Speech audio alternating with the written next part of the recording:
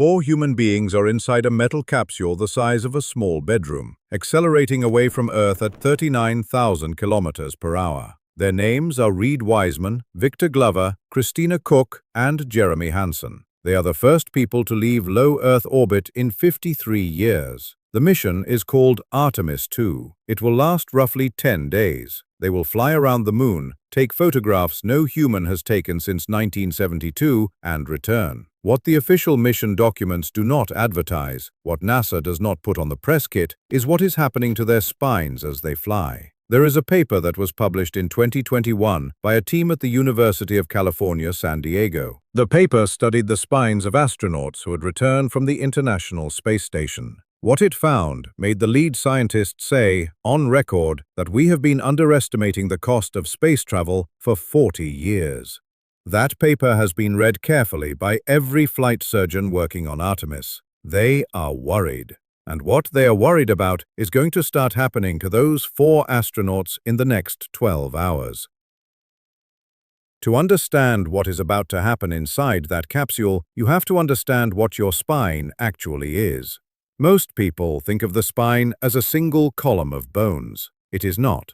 The human spine is a stack of 33 vertebrae, separated by 23 intervertebral discs, held in place by hundreds of small ligaments and powered by a network of muscles that constantly fire to keep you upright. Those discs are not solid. Each one is a flexible cushion made of 2 parts. The outer ring is a tough, fibrous tissue called the annulus fibrosus. The inner core is a gelatinous substance called the nucleus pulposus, which is roughly 88% water. When you stand up, gravity compresses those discs. When you lie down, they expand. This is why you are measurably taller in the morning than you are in the evening, by a centimeter, sometimes 2. In space, there is no gravity to compress your discs. Within the first 24 hours of weightlessness, every disc in your spine begins to swell. The water inside the nucleus pulposus, which is normally being squeezed out by your body weight, has nothing pushing against it. So it absorbs more water from the surrounding tissue. The discs expand. Astronauts grow taller. By the end of a 6-month mission on the International Space Station, the average astronaut is between 3 and 7 centimeters taller than they were at launch. 3 to 7 centimeters. That is not a small number. That is the difference between 2 clothing sizes. This sounds like a fun party fact. It is not. The reason it is not is what happens when those swollen discs are suddenly compressed again upon return. The Artemis 2 crew will spend approximately 10 days outside Earth's gravitational well. That is short by space station standards. Astronauts on the ISS routinely spend 6 months. Some have spent over a year. So why are doctors worried about a 10-day mission? The answer has to do with where Artemis is going. The International Space Station orbits Earth at an altitude of about 400 kilometers. From an astronaut's point of view, that is not really being in deep space. The station is still inside the Earth's magnetic field. It is still partially shielded from the worst of the solar wind. It still has Earth itself blocking roughly half the sky from harmful radiation. Artemis 2 is going much further. It is going past the orbit of the Moon, into a region called cislunar space, where the magnetic shield of Earth is no longer protecting you, where the radiation environment is roughly 700 times worse than it is on the surface of our planet, and where, more importantly for the spine, the gravitational gradient is something the human body has almost never experienced. On the space station, astronauts are in continuous free fall around Earth. They feel weightless, but they are not actually outside Earth's gravity. They are falling. On the way to the Moon, the Artemis crew will be in a zone where they are newly leaving Earth's gravity well, then approaching the Moon's, then re-entering Earth's. Their bodies will be exposed to a smoothly changing gravitational environment that flight surgeons have not been able to fully model. And nowhere is this more relevant than for the spine. There is a phrase you will hear in spaceflight medicine that does not appear in many news articles. The phrase is post-flight disc herniation. It refers to a phenomenon that has been observed in returning astronauts since the days of the Apollo program. When an astronaut comes back from a mission in zero gravity, their swollen, waterlogged discs are suddenly compressed by Earth's gravity. The disks cannot reabsorb their original geometry quickly enough. The fibrous outer rings, which have been weakened by months without compression, begin to develop micro-tears. In some cases, the gelatinous core ruptures through those tears, pressing on the nerves of the spinal cord. The result is what most people would recognize as a slipped disc, except that most people who get slipped discs got them by lifting something heavy. The astronauts who get them got them by simply standing up after returning to Earth. The risk is so well documented that NASA's flight surgeons now require returning ISS astronauts to lie flat on their backs on a stretcher for the first hour after landing. They are not being treated like heroes. They are being treated like people who have just suffered a spinal injury. The scientific paper from 2021 quantified what every spaceflight surgeon already suspected. Astronauts who spend 6 months on the space station are 4.3 times more likely to suffer a herniated disc in the year following their return, compared to a matched control group of pilots and military personnel. 4.3 times more likely. The most dangerous moment in their entire mission, statistically, is not launch. It is not re-entry. It is the first time they try to walk after landing. Now apply this to Artemis 2. The mission is shorter, only 10 days, so the disk swelling will be less severe. But the gravitational environment is worse. The radiation environment is worse, and the post-flight G-forces during re-entry will be more extreme than what ISS astronauts experience. Re-entering Earth's atmosphere from a lunar return trajectory generates roughly 6 to 7 gravities of force. The space station only generates 3 to 4. 6 to 7 gravities on a spine that has been swelling for 10 days is something the body has experienced exactly 24 times in human history. All of those experiences happened during the Apollo program between 1968 and 1972. And what we know about the long-term spinal health of those Apollo astronauts is, frankly, not encouraging. Charlie Duke, who walked on the moon during Apollo 16, has spoken publicly about the back pain he experienced for decades after his mission. Buzz Aldrin has had multiple surgeries. Alan Bean, who flew on Apollo 12, lived with chronic back issues until his death in 2018. The pattern was so consistent that NASA's medical team, internally, began referring to a phenomenon they called the Apollo signature. Not a fingerprint, a spinal signature, the shape of damage that lunar return imposed on the human skeleton. But the spine is only the most obvious part of what is happening to the Artemis crew right now. While their discs are swelling, several other things are going wrong inside their bodies, and these other things doctors are even more worried about. The first is what flight surgeons call cephalad fluid shift. On Earth, gravity pulls your body fluids downward. About 2/3 of your blood is, at any given moment, in the lower half of your body. In zero gravity, that distribution disappears. The fluid redistributes evenly, which means a much larger volume of blood and lymphatic fluid moves into the head and chest. Astronauts arriving at the space station typically have facial swelling within the first hour. Their cheeks puff out, their eyes look smaller, their voices change pitch slightly because their nasal passages are congested. This phenomenon has been called puffy face syndrome since the Mercury program. It is funny when you see photographs of astronauts looking puffy. It is much less funny when you understand what that fluid is doing to the brain. The increased pressure inside the skull, what doctors call intracranial pressure, has been measured directly in returning astronauts. It is significantly elevated, long enough, and that pressure begins to deform the back of the eye. There is a condition called spaceflight-associated neuroocular syndrome, or SANS. It causes flattening of the eyeball, swelling of the optic nerve, and permanent vision changes that, in many cases, do not resolve after returning to Earth. The Artemis crew will not be in zero gravity long enough for SANS to fully develop. But there is something worse that they will experience that ISS astronauts do not. They will experience 2 transitions.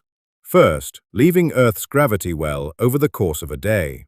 Then, approaching the Moon's much weaker gravity. Then leaving the Moon, then re-entering Earth's full gravity. Their fluid will redistribute 4 times in 10 days. No human has ever experienced this before. not in this exact way. The Apollo astronauts came closest, but they had different mission profiles, and the medical instrumentation we have today did not exist back then. We are about to find out what 4 fluid shifts in 10 days does to the human cardiovascular system. The second concern is the bones. Not just the spine, all of them. In the absence of gravitational loading, bones lose density at a rate of approximately 1 to 1.5% per month. This is faster than any disease state on Earth, faster than osteoporosis, faster than the bone loss seen in patients with terminal cancer. Astronauts on the ISS lose bone density at roughly the same rate as a person aging 12 years per month in space. For a 10-day mission, the loss is small but measurable, maybe 0.5% of overall bone density. The hip and the femur lose more than the arms. The lower spine loses more than the upper. And critically, the bone loss is not evenly distributed, even within a single bone. The trabecular bone, the spongy interior structure that gives bones their shock-absorbing properties, loses density faster than the cortical bone, the dense outer shell. This is important because trabecular bone is what allows bones to absorb impact. After 10 days in zero gravity, the Artemis crew will have spines and pelvises with measurably reduced shock absorption capacity, just in time to be slammed back into Earth's atmosphere at 6 to 7 G. The flight surgeons have not been silent about this. Internally, in medical briefings, they have used a phrase that has not been quoted publicly. The phrase is acceptable risk. It means that the doctors have looked at the projected damage and decided that the science gained from the mission justifies the harm done to the astronauts. This is not a controversial decision. The astronauts knew what they were signing up for, but it is, in a literal sense, the position of the medical team. We expect their bodies to be measurably worse after this mission than they were before. We have decided to do it anyway. The third concern is the brain itself. There was a study published in 2023 by a team at the University of Florida. It used MRI scans of astronauts before and after long-duration spaceflight. What it found has not been widely reported. The astronauts' brains had shifted upward inside their skulls, not by a small amount, by an average of 2 to 3 millimeters. The cerebrospinal fluid, the cushioning fluid around the brain, had redistributed in a way that left the lower portions of the brain compressed and the upper portions floating. The corpus callosum, the bundle of nerve fibers that connects the two hemispheres, had been deformed. Some astronauts had developed small lesions in the white matter of the brain that had not been there before the mission. The lead scientist on that study, when asked what this meant for human exploration of Mars, said carefully that we did not yet have enough data. What he meant was that we had no idea. The brains of long-duration astronauts were physically different from the brains they had before they left. Whether those changes were reversible was unknown. Whether they affected cognition was unknown. Whether they would shorten lifespan was unknown. But the changes were real, they were measurable, and they happened in every astronaut studied. The Artemis II crew will not develop those changes in 10 days, not the full version, but the early stages of fluid redistribution in the brain begin within hours of leaving Earth's gravity. The crew is in those early stages right now, as you are watching this. By the time they reach the far side of the moon, the structural geometry of their brains will be slightly different from the geometry of any other human currently alive on Earth. There is one more thing that the medical team is watching for. It is the most subjective. It is also, in some ways, the most disturbing. It is what veteran astronauts call the cognitive haze. When astronauts return from extended missions, even short ones, they describe a period of mental fog that can last for days or weeks. They report difficulty with simple tasks, forgetting the names of close family members, confusion about basic spatial relationships like which way to turn when leaving a room. Some have described it as being mildly drunk for an extended period, except without the impairment of motor skills. The mind does not work the same way. Decisions feel difficult. Names feel slippery. This is not a clinical condition. It does not appear in medical literature with a specific name, but every flight surgeon who has worked with returning astronauts has observed it. They have informally called it the haze. They believe, but cannot prove, that it is related to the brain shift seen on MRI scans. The cerebellum, which sits at the back of the skull and controls balance and fine motor coordination, is particularly affected by the fluid redistribution. The cerebellum also plays a role in cognitive processing that scientists are only beginning to understand. When the cerebellum is structurally compressed against the back of the skull during spaceflight, something changes in how the brain processes information. For a 10-day mission, the haze is expected to be mild. The Artemis crew will probably not exhibit it for more than a few days after landing. But again, the science here is so new that no one really knows. The 4 people who are flying right now are, quite literally, the experiment.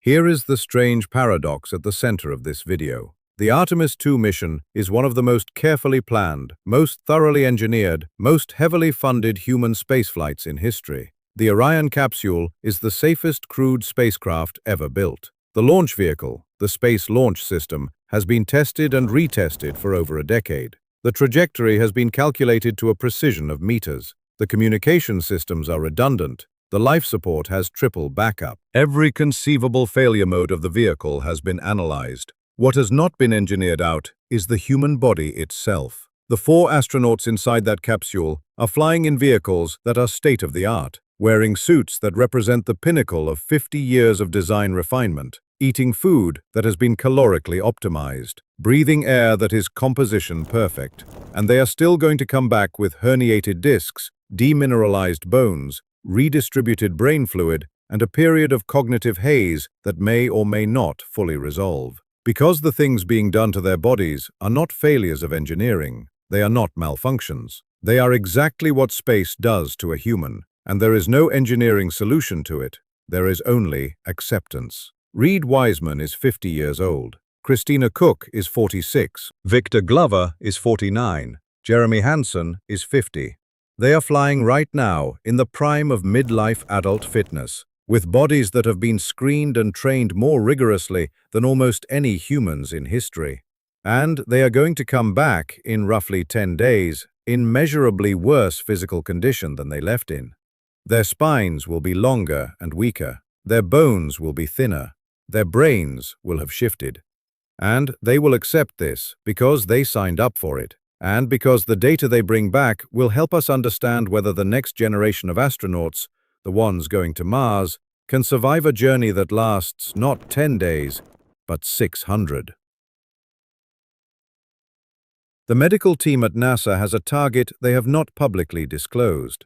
It is the maximum acceptable damage they will permit a Mars-bound crew to sustain. It includes specific thresholds for bone loss, for disc herniation, for radiation exposure, for cognitive decline. The thresholds are aggressive. They assume that some damage is going to happen no matter what. They assume that crew members will return measurably aged. They assume that some of those crew members will not be cleared for a second flight. The Artemis missions, including the one that is happening as you watch this, exist in part to refine those thresholds. The 4 people in that capsule are not just exploring the moon. They are calibrating the cost. In 1972, when the last Apollo crew returned from the moon, the medical team that examined them concluded that long-duration spaceflight to other planets was, quote, biologically feasible, but medically expensive. The exact wording is in a declassified document from 1973. Biologically feasible, but medically expensive. 53 years later, that assessment has not fundamentally changed. We can put humans in space. We can keep them alive, but we cannot prevent space from breaking them. Not yet.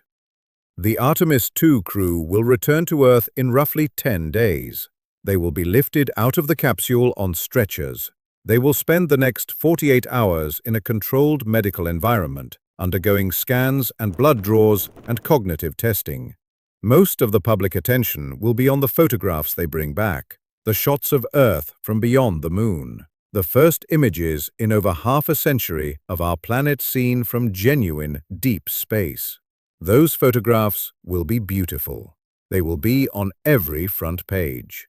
But somewhere, in a NASA medical facility, a quieter and more important dataset will be coming together. spinal MRI scans, bone density measurements, brain volume distribution maps, cardiovascular response to gravitational re-entry. That data is what will determine whether humans go to Mars in the 2030s, or in the 2050s, or never at all. Because Mars is a 600-day round trip, and we still do not know what 600 days does to a body. We know what 10 days does. We are about to find out. If you are watching this, subscribe. The next video on this channel is about the brain, specifically about what the magnetic fields of deep space do to the human nervous system, and why some flight surgeons have begun privately suggesting that the first Mars-bound crew may need to be selected based on genetic resistance to a kind of damage that no terrestrial human has ever experienced. That video drops next week. In the meantime, comment below with what you think. The question is this: if you were one of the 4 astronauts on Artemis 2 right now, knowing